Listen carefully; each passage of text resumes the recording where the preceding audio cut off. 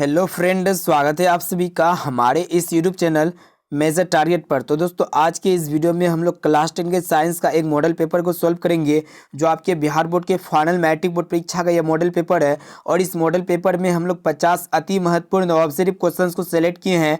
और ये जो ऑब्जेक्टिव प्रश्न है ना, आपका एनसीईआरटी के न्यू पैटर्न पर आधारित है। तो दोस्तों, अगर आप भी इस बार मैट्रिक बोर्ड परीक्षा देने वाले हैं ना, तो इस वीडियो को संपूर्ण शुरू से लेकर आखिरी तक जरूर देखिएगा। तो फ्रेंड, फटाफट से वीडियो को लाइक कर दीजिएगा। अगर आप हमारे चैनल पर नए आए हैं ना, तो प्लीज चैनल को सब्सक्राइब करके बेल आइकन को प्रेस करके ऑल पर जरूर सेलेक्ट कर लीजिएगा।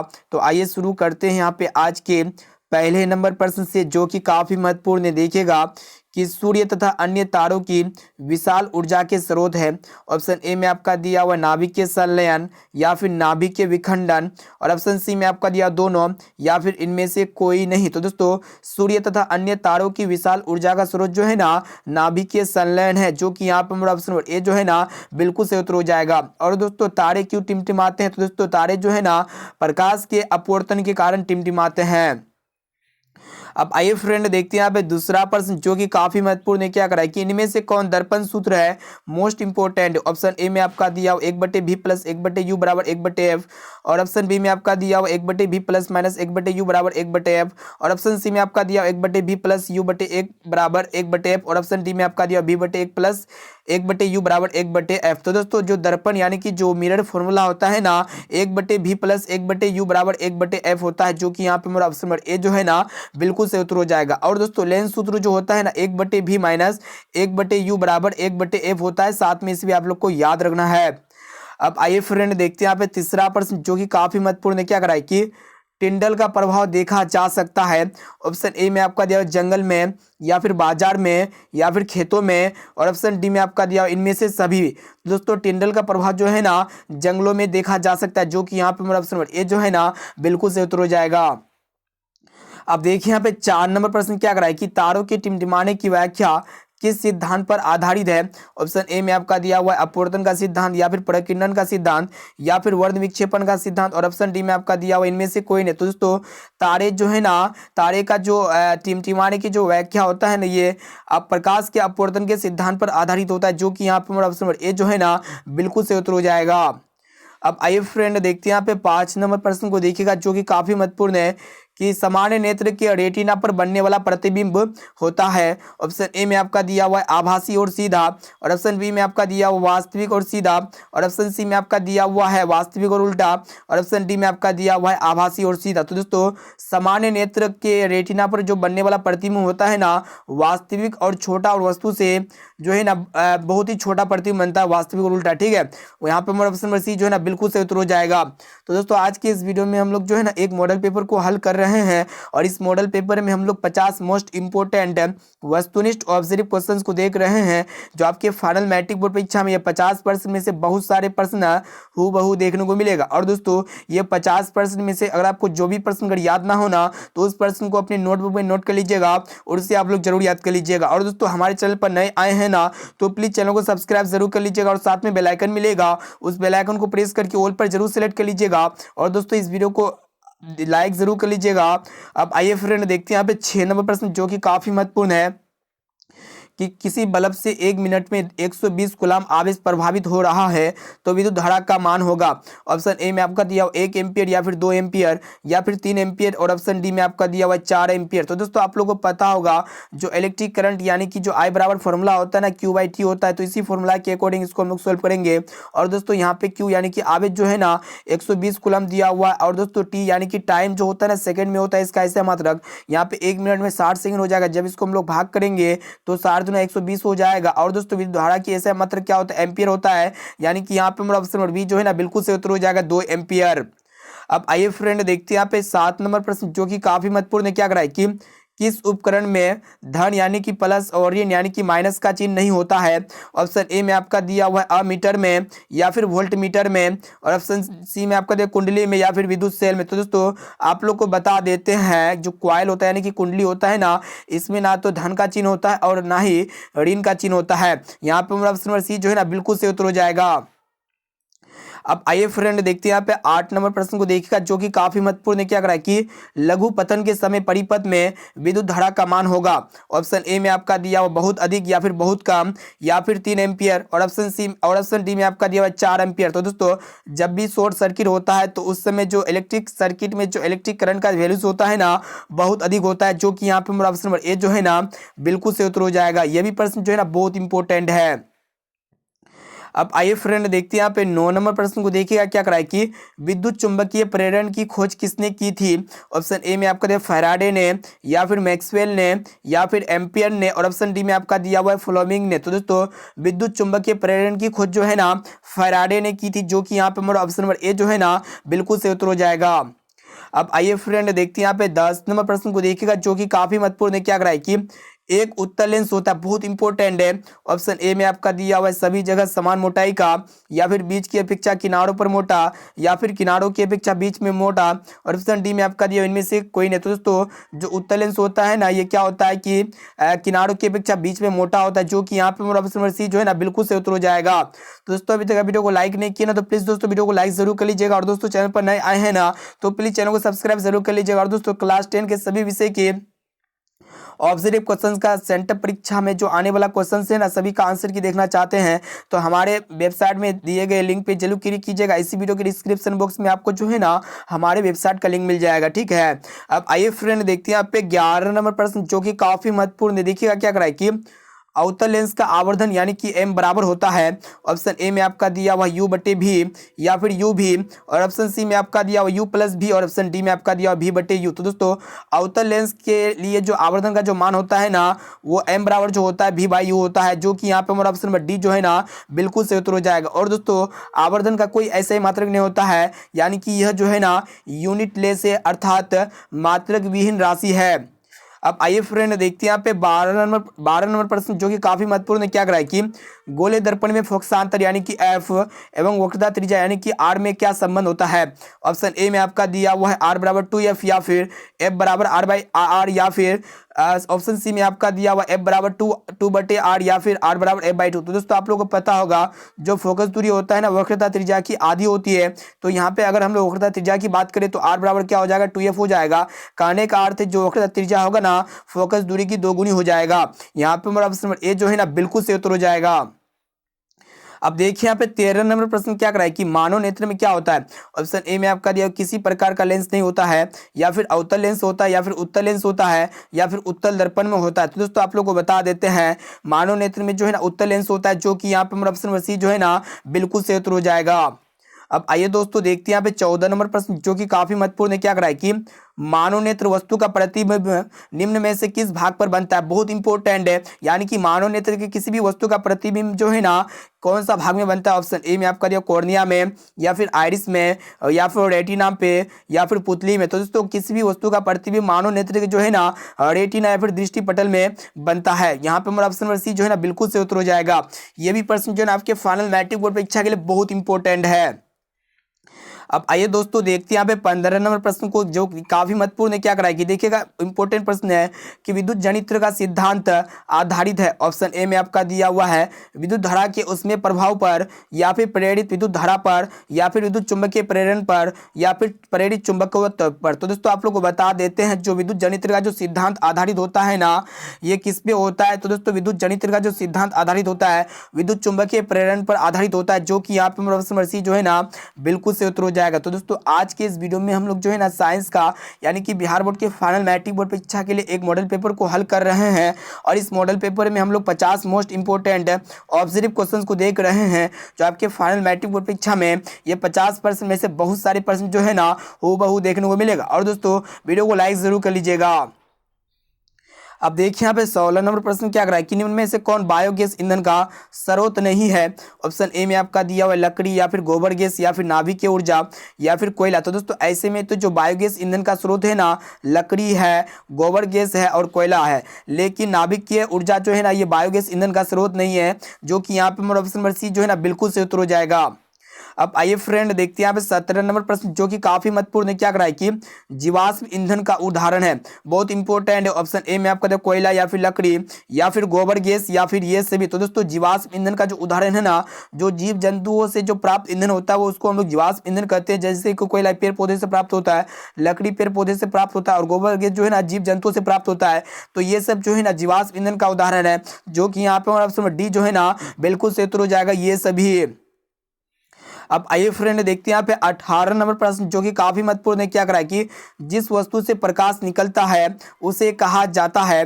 ऑप्शन ए में आपका दिया प्रकाश स्रोत या फिर दीप्तमान वस्तु या फिर किरण पुंज, और ऑप्शन डी में आपका दिया इनमें से सभी। तो दोस्तों जिस भी वस्तु से प्रकाश निकलता है ना तो उसे हम लोग प्रकाश स्रोत कहते हैं, जो कि यहाँ पे हमारा ऑप्शन नंबर ए जो है ना बिल्कुल से उत्तर हो जाएगा। और दोस्तों प्रकाश स्रोत क्या क्या हो सकते हैं, विद्युत बल्ब हो गया, लैंप हो गया, मोमबत्ती हो गया, लालटेन हो गया, ये सब जो है ना प्रकाश स्रोत के उदाहरण है। अब आइए फ्रेंड देखते हैं यहाँ पे 19 नंबर प्रश्न जो कि काफी महत्वपूर्ण है। क्या करा है कि खतरे के संकेत का प्रकाश किस रंग का होता है, बहुत इंपॉर्टेंट है। ऑप्शन ए में आपका दिया पीला रंग का या फिर हरा रंग का या फिर नीला रंग का या फिर लाल रंग का। तो दोस्तों खतरे के संकेत का प्रकाश जो है ना हमेशा लाल रंग का होता है, ठीक है। यहाँ पे हमारा ऑप्शन डी जो है ना बिल्कुल से उत्तर हो जाएगा। ये भी प्रश्न जो है ना आपके फाइनल मैट्रिक बोर्ड परीक्षा के लिए बहुत इंपॉर्टेंट है। और दोस्तों ये लाल रंग का तरंगदैर्ध्य जो है ना सबसे अधिक होता है, ठीक है। और दोस्तों ये लाल रंग जो है ना बिना छितराए अधिक दूरी तय करता है, इसीलिए जो है ना हम लोग लाल रंग का प्रयोग खतरे के संकेत के रूप में करते हैं। साथ में इसे भी आप लोग को याद रखना है। अब आइए फ्रेंड देखते हैं यहाँ पे 20 नंबर प्रश्न क्या करा है कि 1 जूल और 1 सेकेंड के अनुपात को क्या कहते हैं, बहुत इंपॉर्टेंट है। ऑप्शन ए में आपका दिया 1 भी या फिर 1 सी या फिर 1 एम या फिर 1 डब्ल्यू। तो दोस्तों आप लोग को बता देते हैं जूल प्रति सेकेंड के अनुपात को जो है ना हम लोग क्या कहते हैं, तो दोस्तों जूल प्रति सेकेंड के अनुपात को जो है ना वाट कहते हैं, जो कि यहाँ पे हमारा ऑप्शन डी जो है ना बिल्कुल से उत्तर हो जाएगा। और दोस्तों ये वाट किसका ऐसा मात्रक होता है, तो दोस्तों विद्युत शक्ति का ऐसा मात्रक वाट होता है, ठीक है। तो दोस्तों अभी तक आप वीडियो को लाइक नहीं किया ना तो प्लीज दोस्तों वीडियो को लाइक जरूर कर लीजिएगा, क्योंकि इस वीडियो में हम लोग जो है ना साइंस का एक बिहार बोर्ड के मॉडल पेपर को हल कर रहे हैं। और इस मॉडल पेपर में हम लोग 50 वस्तुनिष्ठ ऑब्जर्व क्वेश्चन को जो देख रहे हैं ना आपके फाइनल मैट्रिक बोर्ड परीक्षा में, ये 50% में से बहुत सारे प्रश्न जो है ना हूबहू देखने को मिलेगा। और दोस्तों ये 50% में से अगर आपको जो भी प्रश्न अगर याद ना होना तो उस प्रश्न को अपने नोटबुक में नोट कर लीजिएगा और दोस्तों उसे आप लोग जरूर याद कर लीजिएगा। अब देखिए यहाँ पे 21 नंबर प्रश्न क्या कराए कि चुंबकों के सजातीय ध्रुवों के बीच परस्पर क्या होता है। ऑप्शन ए में आपका दिया आकर्षण होता है या फिर प्रतिकर्षण होता है या फिर कभी आकर्षण तो कभी प्रतिकर्षण या फिर इनमें से कोई नहीं। तो दोस्तों चुंबकीय सजातीय के ध्रुवों के बीच जो है ना प्रतिकर्षण होता है, जो कि यहाँ पे ऑप्शन नंबर बी जो है ना बिल्कुल से उत्तर हो जाएगा। और दोस्तों चुंबकीय विजातीय ध्रुवों के बीच जो है ना आकर्षण होता है, ठीक है। साथ में इस भी आप लोग को याद रखना है। अब आइए फ्रेंड देखते हैं यहाँ पे 22 नंबर प्रश्न जो कि काफी महत्वपूर्ण है। क्या कराए कि विद्युत मोटर परिवर्तित करता है। ऑप्शन ए में आपका दिया हुआ यांत्रिक ऊर्जा को विद्युत ऊर्जा में या फिर विद्युत ऊर्जा को यांत्रिक ऊर्जा में या फिर रासायनिक ऊर्जा को विद्युत ऊर्जा में या फिर विद्युत ऊर्जा को रासायनिक ऊर्जा में। तो दोस्तों जो इलेक्ट्रिक मोटर होता है ना ये परिवर्तित जो करता है विद्युत ऊर्जा को यांत्रिक ऊर्जा में परिवर्तित कर देता है, जो कि यहाँ पे हमारा ऑप्शन नंबर बी जो है ना बिल्कुल से उत्तर हो जाएगा। अब आइए फ्रेंड देखते हैं यहाँ पे 23 नंबर प्रश्न जो कि काफी महत्वपूर्ण क्या कराए कि लेंस की क्षमता का ऐसा ही मात्रक है। ऑप्शन ए में आपको तो सेंटीमीटर या फिर सेंटीमीटर इनवर्स या फिर मीटर इनवर्स या फिर मीटर। तो दोस्तों आप लोग को बता देते हैं जो लेंस की क्षमता का जो ऐसा ही मात्रक होता है ना मीटर इनवर्स होता है या फिर प्रति मीटर होता है। और दोस्तों लेंस की क्षमता का जो प्रचलित ऐसा ही मात्रक होता है ना डाईऑप्टर होता है, जिसे हम लोग डी से सूचित करते हैं। साथ में इसे भी आप लोग को याद रखना है। अब आइए फ्रेंड देखते हैं यहाँ पे 24 नंबर प्रश्न क्या कराए कि आकाश का रंग नीला क्यों प्रतीत होता है। ऑप्शन ए में आपका दिया प्रकाश के अपवर्तन के कारण या फिर प्रकाश के प्रकीर्णन के कारण या फिर प्रकाश के परावर्तन के कारण या फिर इनमें से कोई नहीं। तो दोस्तों आकाश का जो रंग होता है ना नीला इसलिए प्रतीत होता है क्योंकि ये प्रकाश के प्रकीर्णन के कारण प्रतीत होता है। यहाँ पे हमारा ऑप्शन बी जो है ना बिल्कुल सही उत्तर हो जाएगा। और दोस्तों नीला रंग का प्रकीर्णन सबसे ज्यादा होता है, ठीक है। और नीला रंग को प्रकीर्णन ज्यादा करता है, इसी के कारण जो है ना आकाश जो है नीला कलर का दिखाई देता है। अब आइए फ्रेंड देखते हैं यहाँ पे 25 नंबर प्रश्न क्या कराए कि विद्युत चुंबकीय प्रेरण की खोज किसने की थी। ऑप्शन ए में आपका दिया मैक्सवेल ने या फिर फैराडे ने या फिर एम्पियर ने या फिर फ्लोमिंग में। तो दोस्तों आप लोगों को बता देते हैं विद्युत चुंबकीय प्रेरण की खोज जो है ना फैराडे ने की, जो कि यहाँ पे हमारा ऑप्शन और बी जो है ना बिल्कुल सही उत्तर हो जाएगा फैराडे। तो दोस्तों अभी तक वीडियो को लाइक नहीं किए है ना तो प्लीज दोस्तों वीडियो को लाइक जरूर कर लीजिएगा। और दोस्तों चैनल पर नए आए हैं ना तो प्लीज चैनल को सब्सक्राइब जरूर कर लीजिएगा। अब देखिए यहाँ पे 26 नंबर प्रश्न क्या कराए कि प्रतिबिंब का आकार हमेशा वस्तु के आकार के बराबर है तो कौन सा जो है ना दर्पण होगा, वही आप लोगों को बताना है। ऑप्शन ए में आपका दिया हुआ उत्तल दर्पण या फिर अवतल दर्पण या फिर समतल दर्पण, और ऑप्शन डी में आपका दिया हुआ समतल तथा उत्तर दर्पण। तो दोस्तों आप लोगों को बता देते हैं, जो प्लेन मिरर होता है ना, जो समतल दर्पण होता है ना, इसमें हमेशा प्रतिबिंब का आकार जो होता है ना वस्तु के आकार के बराबर होता है, ठीक है। और दोस्तों समतल दर्पण में जो प्रतिबिंब बनता है ना, हमेशा काल्पनिक प्रतिबिंब बनता है, और उत्तल दर्पण में भी जो है ना हमेशा काल्पनिक प्रतिबिंब बनता है, ठीक है। और दोस्तों उत्तल दर्पण में जो प्रतिबिंब बनता है ना वस्तु से छोटा बनता है, और दोस्तों अवतल दर्पण में जो प्रतिबिंब का आकार होता है ना वस्तु से कई गुना बड़ा होता है। अब आइए फ्रेंड देखते हैं यहाँ पे 27 नंबर प्रश्न जो कि काफी महत्वपूर्ण है। क्या कराए कि 1 किलोवाट बराबर होता है। ऑप्शन ए में आपका दिया हुआ तीन गुना देखिएगा 3.6 गुना 10 टू दी पावर 6 जूल, या फिर 3.0 गुना 10 के पावर 5, या फिर 3.6 या फिर 3.0। तो दोस्तों आप लोग बता देते 1 किलोवाट बराबर जो होता है ना 3.6 into 10 to the power 6 joule के बराबर होता है, जो कि यहाँ पे हमारा ऑप्शन नंबर ए जो है ना बिल्कुल सही उत्तर हो जाएगा। और दोस्तों ऊर्जा का जो ऐसा मात्रक होता है ना जूल होता है। अब आइए फ्रेंड देखते हैं यहाँ पे 28 नंबर प्रश्न जो कि काफी महत्वपूर्ण है। क्या करा है कि एथेनोइक अम्ल को सामान्यतः क्या कहा जाता है। ऑप्शन ए में आपका देखो सिट्रिक अम्ल या फिर एसिटिक अम्ल या फिर बेंजोइक अम्ल या फिर टार्ट्रिक अम्ल। तो दोस्तों एथेनोइक अम्ल को सामान्यतः जो है ना एसिटिक अम्ल कहा जाता है, जो कि यहाँ पे ऑप्शन नंबर बी जो है ना बिल्कुल सही उत्तर हो जाएगा। अब आइए दोस्तों देखते हैं यहाँ पे अगला प्रश्न। तो देखिएगा 29 नंबर प्रश्न क्या कराए कि भारतीय संगीत प्रणाली में संगीत के कितने सुर होते हैं, बहुत इंपॉर्टेंट है। ऑप्शन ए में आपका दिया 5 या फिर 6 या फिर 7 या फिर 8। तो दोस्तों भारतीय संगीत प्रणाली में जो संगीत के सुर होते हैं ना कितने होते हैं, सा रे गा मा पा धा नि सा, जो इसको होता है ना संगीत का सुर होता है भारतीय, ठीक है, भारतीय संगीत प्रणाली में। तो कितना सुर हो गया, 7 सुर हो गया, जो कि यहाँ पे हमारा ऑप्शन नंबर सी जो है ना बिल्कुल सही उत्तर हो जाएगा।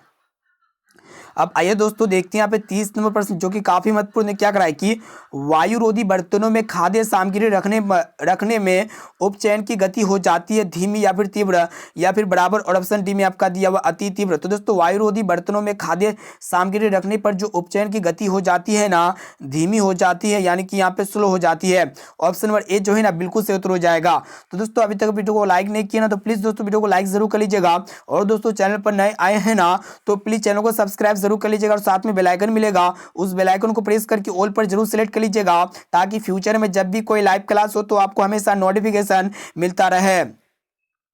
अब आइए फ्रेंड देखते हैं यहाँ पे 31 नंबर प्रश्न क्या कराए कि नीचे दी गई अभिक्रिया में कौन सा कथन सही है। तो यहाँ पे क्या है कि 2Cu plus O2 tense to 2Cu, यानी कि यहाँ पे कॉपर जो है ना ऑक्सीजन के साथ क्या हो रहा है कि रिएक्शन करके कॉपर ऑक्साइड बनाता है। तो यहाँ पे क्या हो रहा है कि कॉपर का ऑक्सीकरण हो रहा है, ठीक है, जो कि यहाँ पे हमारा ऑप्शन नंबर ए जो है ना बिल्कुल सही उत्तर हो जाएगा, यानी कि कॉपर इसमें क्या हो रहा है ऑक्सीजन के साथ जुड़ रहा है, ठीक है। अब आइए फ्रेंड देखते हैं यहाँ पे 32 नंबर प्रश्न जो कि काफी महत्वपूर्ण है। क्या कराए कि सिल्वर क्लोराइड का रंग होगा, यानी कि सिल्वर क्लोराइड जिसको हम लोग AgCl कहेंगे। तो दोस्तों AgCl का जो कलर होता है ना सफेद होता है, फिर पीला होता है, या फिर हरा होता है, या फिर काला होता है। तो दोस्तों ये भी प्रश्न जो है ना आपके फाइनल मैट्रिक बोर्ड परीक्षा के लिए बहुत इंपॉर्टेंट है। दोस्तों सिल्वर क्लोराइड का जो रंग होता है ना सफेद होता है, जो कि यहाँ पे ऑप्शन नंबर ए जो है ना बिल्कुल सही उत्तर हो जाएगा। अब आइए फ्रेंड देखते हैं यहाँ पे 33 नंबर प्रश्न क्या करा है कि समीकरण CaCO3 tense to CaO plus CO2 किस प्रकार का समीकरण है, बहुत ही महत्वपूर्ण है। ऑप्शन ए में आपका दिया वियोजन या फिर संयोजन या फिर उभयगामी या फिर प्रतिस्थापन। तो दोस्तों यहाँ पे कैल्शियम कार्बोनेट जो है ना एक बड़ा अणु टूट करके कैल्शियम ऑक्साइड जो एक छोटा अणु और इनके साथ साथ जो है ना कार्बन डाइऑक्साइड गैस का निर्माण करता है। तो इसमें क्या होता है कि एक बड़ा अणु टूट जाता है और दो छोटे अणु का निर्माण होता है, कैल्शियम ऑक्साइड और कार्बन डाइऑक्साइड। तो इसको हम लोग क्या कहेंगे, वियोजन अभिक्रिया कहेंगे। यहाँ पे हमारा ऑप्शन नंबर ए जो है ना बिल्कुल सही उत्तर हो जाएगा। वियोजन अभिक्रिया में क्या होता है कि एक बड़ा अणु टूट करके जो है ना दो या दो से अधिक छोटे अणु का निर्माण करता है, तो उसको हम लोग क्या कहेंगे, वियोजन अभिक्रिया कहेंगे। अब आइए दोस्तों देखते हैं यहाँ पे 34 नंबर प्रश्न जो कि काफी महत्वपूर्ण है। क्या कराए कि किसी लाल तप्त आयरन पर जलवाष्प प्रभावित करने पर कौन सा यौगिक प्राप्त होता है, बहुत इंपॉर्टेंट है। ऑप्शन ए में आपका दिया FeO या फिर Fe2O3 या फिर Fe3O4 या फिर FeS। तो दोस्तों किसी भी लाल तप्त आयरन पर जब जलवाष्प को प्रभावित करते हैं ना तो यौगिक जो होता है ना Fe3O4 होता है, जो कि यहाँ पर ऑप्शन नंबर सी जो है ना बिल्कुल सही उत्तर हो जाएगा। अब आइए दोस्तों देखते हैं यहाँ पे 35 नंबर प्रश्न जो कि काफी महत्वपूर्ण है। क्या कराए कि हमारे शरीर में पीएच कितने परास के बीच कार्य करता है। मोस्ट इंपोर्टेंट है। ऑप्शन ए में आपका दिया हुआ 6 यहाँ पे देखिए आप लोग को बता देते हैं। ऑप्शन ए में आपका दिया हुआ 6.0 से 6.8 या फिर 7.0 से 7.8 या फिर 2.1 से 3.8 या फिर 5.1 से 5.8। तो दोस्तों आप लोग को बता देते हैं हमारे शरीर में जो पीएच होता है ना 7.0 से 7.8 के बीच कार्य करता है, जो कि यहाँ पे हमारा ऑप्शन नंबर बी जो है ना बिल्कुल सही उत्तर हो जाएगा। तो दोस्तों अभी तक वीडियो को लाइक नहीं किया है ना तो प्लीज दोस्तों वीडियो को लाइक जरूर कर लीजिएगा। और दोस्तों चैनल पर नए आए हैं ना तो प्लीज चैनल को सब्सक्राइब करके बेल आइकन को प्रेस करके ऑल पर जरूर सेलेक्ट कर लीजिएगा। और दोस्तों पीएच स्केल का आविष्कार किसने किया था। दोस्तों सोरेनसेन नामक वैज्ञानिक ने किया था। ठीक है, अब आइए फ्रेंड देखते हैं यहाँ पे 36 नंबर प्रश्न क्या कराए कि रक्त में शर्करा का स्तर नियंत्रित करता है, यानी कि रक्त में शर्करा का स्तर नियंत्रित जो है ना कौन करता है। ऑप्शन ए में आपका दिया रिलैक्सिन या फिर एस्ट्रोजन या फिर प्रोजेस्टेरोन या फिर इंसुलिन। तो दोस्तों रक्त में जो शर्करा का स्तर नियंत्रित करता है ना इंसुलिन करता है, जो कि यहाँ पे हमारा ऑप्शन डी जो है ना बिल्कुल सही उत्तर हो जाएगा। अब आइए फ्रेंड देखते हैं यहाँ पे 37 नंबर प्रश्न क्या कराए कि निम्न में से कौन आयनिक यौगिक है। ऑप्शन ए में आपका दिया CH4 या फिर CO2 या फिर CaCl2 या फिर NH3। तो दोस्तों यहाँ पे जो आयनिक यौगिक होगा ना CaCl2 होगा, जो कि यहाँ पे हमारा ऑप्शन नंबर सी जो है ना बिल्कुल सही उत्तर हो जाएगा, यानी कि कैल्शियम क्लोराइड। अब आइए फ्रेंड देखते हैं यहाँ पे 38 नंबर प्रश्न जो कि काफी महत्वपूर्ण है। क्या कराए कि निम्न में से कौन सा पदार्थ ऑक्सीजन से संयोग नहीं करता है। ऑप्शन ए में आपको दिया तांबा या फिर गोल्ड या फिर जिंक या फिर पोटासियम। तो दोस्तों आप लोग को बता देते हैं ये जो गोल्ड होता है ना ये स्वतंत्र अवस्था में पाए जाने वाला तत्व होता है। ठीक है, और जो है ना ये ऑक्सीजन से संयोग नहीं करता है, यानी कि ये संक्षारित नहीं होती, यानी कि ये जो है ना संक्षारित रोधी है। यहाँ पे हमारा ऑप्शन बी जो है ना बिल्कुल सही उत्तर हो जाएगा। अब आइए फ्रेंड देखते हैं यहाँ पे 39 नंबर प्रश्न क्या कराए कि शुद्ध सोना को व्यक्त किया जाता है, यानी कि शुद्ध सोना को जो है ना कितने कैरेट से व्यक्त किया जाता है। ऑप्शन ए में आपका दिया 22 कैरेट से या फिर 24 कैरेट से या फिर 20 कैरेट से या फिर 12 कैरेट से। तो दोस्तों जो शुद्ध सोना होता है ना इसे हम लोग 24 कैरेट से व्यक्त करते हैं। ठीक है, और दोस्तों ये शुद्ध सोना जो होता है ना काफी मुलायम होता है, इससे जो है ना आभूषण नहीं बनाया जाता है। और दोस्तों आभूषण बनाने वाले जो सोना होता है ना 22 कैरेट का होता है, इसे आप लोग को याद रखना है। अब आइए फ्रेंड देखते हैं यहाँ पे 40 नंबर प्रश्न जो कि काफी महत्वपूर्ण है। तो देखिएगा क्या कराए कि वायुमंडल में CO2 गैस की उपस्थिति है, बहुत इंपॉर्टेंट है। ऑप्शन ए में आपका दिया हुआ है 0.01% या फिर 0.05% या फिर 0.03% या फिर 0.02%। तो दोस्तों वायुमंडल में जो कार्बन डाइऑक्साइड गैस की जो मात्रा होता है ना लगभग 0.03% होता है, जो कि यहाँ पे हमारा ऑप्शन नंबर सी जो है ना बिल्कुल सही उत्तर हो जाएगा। तो दोस्तों आज के इस वीडियो में हम लोग जो है ना साइंस के यहाँ पे हम लोग 50 मोस्ट इंपोर्टेंट वस्तुनिष्ठ ऑब्जर्व क्वेश्चंस को देख रहे हैं, जो आपके फाइनल मैट्रिक बोर्ड परीक्षा में ये 50% में से बहुत सारे प्रश्न जो है ना हूबहू देखने को मिलेगा। और दोस्तों अभी तक वीडियो को लाइक नहीं किया ना तो प्लीज दोस्तों वीडियो को लाइक जरूर कर लीजिएगा। और दोस्तों चैनल पर नए आए हैं ना तो प्लीज चैनल को सब्सक्राइब जरूर कर लीजिएगा और साथ में बेल आइकन मिलेगा, बेल आइकन को प्रेस करके ऑल पर जरूर सेलेक्ट कर लीजिएगा।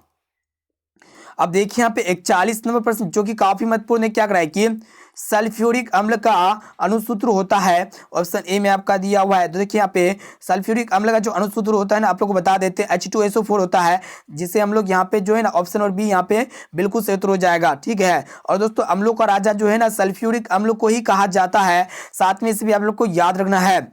अब आइए फ्रेंड देखते हैं यहाँ पे 42 नंबर प्रश्न क्या कराए कि कार्बोक्सिलिक एसिड समूह कौन है। ऑप्शन ए में आपका दिया हुआ है CHO या फिर COOH या फिर CO या फिर NH2। तो दोस्तों कार्बोक्सिलिक एसिड का जो समूह होगा ना COOH होगा, जो कि यहाँ पे हमारा ऑप्शन नंबर बी जो है ना बिल्कुल सही उत्तर हो जाएगा। अब आइए फ्रेंड देखते हैं यहाँ पे 43वें प्रश्न क्या कराए कि ओजोन के एक अणु में ऑक्सीजन के परमाणु की संख्या होती है। ऑप्शन ए में आपका दिया 1 या फिर 2 या फिर 3 और ऑप्शन डी में आपका दिया 4। तो दोस्तों ओजोन के एक अणु में जो ऑक्सीजन के परमाणु की संख्या होती है ना कितना होता है। दोस्तों सबसे पहले आप लोगों को बता देते ओजोन का अणुसूत्र कितना होता है O3 होता है और इसमें ऑक्सीजन कितना होगा 3 हो जाएगा, जो कि यहाँ पे हमारा ऑप्शन नंबर सी जो है ना बिल्कुल सही उत्तर हो जाएगा। अब आइए दोस्तों देखते हैं यहाँ पे 44 नंबर प्रश्न जो कि काफी महत्वपूर्ण है। क्या कराए कि आवर्त सारणी में कितने आवर्त क्षैतिज पंक्तियां होते हैं। ऑप्शन ए में आपको 5 या फिर 6 या फिर 7 या फिर 4। तो दोस्तों आवर्त सारणी में जो है ना टोटल कितने आवर्त होते हैं, 7 आवर्त होते हैं। और दोस्तों आवर्त सारणी में जो वर्गों की संख्या होता है ना 18 वर्ग होते हैं और 7 आवर्त होते हैं, ठीक है। अब आइए फ्रेंड देखते हैं यहाँ पे 45 नंबर प्रश्न जो कि काफी महत्वपूर्ण है। देखिएगा क्वेश्चन से रहा है कि कैल्शियम सल्फेट अर्ध हाइड्रेट या फिर हेमी हाइड्रेट का अन्य नाम है। ऑप्शन ए में आपको दिया जिप्सम या फिर प्लास्टर ऑफ पेरिस या फिर विरंजक चूर्ण या फिर इनमें से कोई नहीं। तो दोस्तों कैल्शियम सल्फेट अर्ध हाइड्रेट या फिर हेमी हाइड्रेट का जो अन्य नाम होगा ना प्लास्टर ऑफ पेरिस होगा, जो कि यहाँ पे हमारा ऑप्शन और बी जो है ना बिल्कुल से उत्तर हो जाएगा। और दोस्तों प्लास्टर ऑफ पेरिस का जो रासायनिक सूत्र होता है CaSO4 ½ होता है, साथ में इसे भी आप लोग को याद रखना है। तो दोस्तों अभी तक वीडियो को लाइक नहीं किया ना तो प्लीज दोस्तों वीडियो को लाइक जरूर कर लीजिएगा। अब आइए फ्रेंड देखते हैं यहाँ पे 46 नंबर प्रश्न क्या कराए कि ऑक्सीजन की परमाणु संख्या है। ऑप्शन ए में आपका दिया 7 या फिर 8 या फिर 9 और ऑप्शन डी में आपका दिया हुआ 10। तो दोस्तों ऑक्सीजन की जो परमाणु संख्या होती है ना 8 होती है, जो कि यहाँ पे हमारा ऑप्शन नंबर बी जो है ना बिल्कुल से उत्तर हो जाएगा। अब आइए दोस्तों देखते हैं यहाँ पे 47 नंबर प्रश्न जो कि काफी महत्वपूर्ण है। क्या कराए कि 1 pm यानी कि पिकोमीटर कितने मीटर के बराबर होता है। तो दोस्तों बहुत इंपॉर्टेंट है। तो दोस्तों 1 pm जो बराबर होता है ना ये 10 के पावर -12 मीटर के बराबर होता है, ठीक है, जो कि यहाँ पे हमारा ऑप्शन नंबर सी जो है ना बिल्कुल से उत्तर हो जाएगा। अब आइए फ्रेंड देखते हैं यहाँ पे 48 नंबर प्रश्न क्या कराए कि एथनॉल का क्रियाशील मूलक है, बहुत इंपॉर्टेंट है दोस्तों। एथनॉल का जो क्रियाशील मूलक होगा ना क्या होगा, OH होगा या फिर CHO होगा या फिर COOH होगा या फिर CO होगा। तो दोस्तों एथनॉल का जो क्रियाशील मूलक है ना सिंगल बॉन्ड OH है, जो कि यहाँ पे हमारा ऑप्शन नंबर ए जो है ना बिल्कुल से उत्तर हो जाएगा। अब आइए दोस्तों देखते हैं यहाँ पे 49 नंबर प्रश्न क्या कराए कि किसी अभिक्रिया में भाग लेने वाले पदार्थ कहलाते हैं। ऑप्शन ए में आपका दिया ऑक्सीकारक या फिर अवकारक या फिर अभिकारक या फिर प्रतिफल। तो दोस्तों किसी भी केमिकल रिएक्शन में भाग लेने वाले जितने भी मैटर सब्सटेंसेस होते हैं ना उसे हम लोग क्या कहते हैं, अभिकारक कहते हैं। और दोस्तों किसी भी अभिक्रिया में भाग लेने के फलस्वरूप जो नया पदार्थ का निर्माण होता है ना उसे हम लोग क्या कहते हैं, प्रतिफल या प्रोडक्ट कहते हैं या फिर प्रतिफलित या फिर प्रतिफल कहते हैं, ठीक है, इसे आप लोग को याद रखना है। दोस्तों आज की इस वीडियो में हम लोग फाइनली जो है ना यहाँ पे हम लोग 50 ऑब्जेक्टिव क्वेश्चंस को देखने वाले हैं। तो देखिए यहाँ पे आज का लास्ट प्रश्न क्या कराए कि साधारण नमक का रासायनिक सूत्र है। ऑप्शन ए में आपका दिया हुआ NaOH या फिर NaCl या फिर CaCO3 या फिर Na2CO3। तो दोस्तों साधारण नमक जो खाने वाला नमक होता है ना उसका जो रासायनिक सूत्र होता है NaCl होता है, यानी कि सोडियम क्लोराइड होता है। यहाँ पे ऑप्शन और बी जो है ना बिल्कुल से उत्तर हो जाएगा। तो दोस्तों आज के इस वीडियो में हम लोग जो है ना साइंस के 50 बिहार बोर्ड का जो है ना मॉडल पेपर को सॉल्व किए। ये फाइनल मैट्रिक बोर्ड परीक्षा के लिए मॉडल पेपर था। इस मॉडल पेपर में बहुत सारे प्रश्न जो है ना आपकी सेंटर परीक्षा में तो देखने को मिलेगा ही, और इनके साथ साथ जो है ना आपका आने वाले मैट्रिक एग्जाम में यानी कि फाइनल मैट्रिक बोर्ड परीक्षा में भी देखने को मिलेगा। और दोस्तों ये 50% में से अगर आपको जो भी प्रश्न अगर याद ना होना तो प्लीज दोस्तों उस प्रश्न को अपने नोटबुक में नोट कर लीजिएगा और दोस्तों उसे आप लोग जरूर याद कर लीजिएगा। और दोस्तों अभी तक आप वीडियो को लाइक नहीं किए हैं ना तो प्लीज दोस्तों वीडियो को लाइक जरूर कर लीजिएगा। और दोस्तों चैनल पर नए आए हैं ना तो प्लीज चैनल को सब्सक्राइब जरूर कर लीजिएगा। अब आइए फ्रेंड देखते हैं यहाँ पे आज का होमवर्क प्रश्न ये करा है कि जीवाणु विज्ञान का पिता किसे कहते हैं। ऑप्शन ए में आपका दिया हुआ ल्यूमेनहोक को या फिर एवान विस्की को या फिर थियोफ्रेट्स को या फिर लुई पाश्चर को। तो दोस्तों इसका राइट आंसर क्या होगा आप लोग हमें कमेंट करके जल्दी से बताइए, और साथ में भी बताना है कि ये 50% में से पहले से आप लोग को कितना प्रश्न याद था। अब आइए दोस्तों देखते हैं यहाँ पे। तो दोस्तों अभी तक आप वीडियो को लाइक नहीं किए हैं ना तो प्लीज दोस्तों वीडियो को लाइक जरूर कर लीजिएगा। और दोस्तों चैनल पर नए आए हैं ना तो प्लीज चैनल को सब्सक्राइब जरूर कर लीजिएगा और साथ में बेल आइकन मिलेगा, बेल आइकन को प्रेस करके ऑल पर जरूर सेलेक्ट कर लीजिएगा। और दोस्तों इस वीडियो को अपने दोस्तों में एक बार जरूर शेयर कीजिए ताकि वो भी जो है ना अभी से अच्छे से अच्छे तैयारी करके अपने बोर्ड परीक्षा में बढ़िया तरह से मार्क्स ला सके। और दोस्तों क्लास 10 के सभी विषय के सेंटर परीक्षा का आंसर की लेने चाहते हैं ना तो हमारे वीडियो के डिस्क्रिप्शन बॉक्स में आपको हमारे वेबसाइट का लिंक मिल जाएगा, या फिर आप लोग गूगल में सिंपली सर्च कर सकते हैं majortarget.co.in, ठीक है। वहां पे जो है ना आप लोग को क्लास 10 के सभी विषय के जो है ना टेस्ट भी दे सकते हैं। टेस्ट सीरीज जो है ना क्विज स्टार्ट कर दिए हैं। तो दोस्तों फिर मिलते हैं जल्दी अगले वीडियो पे।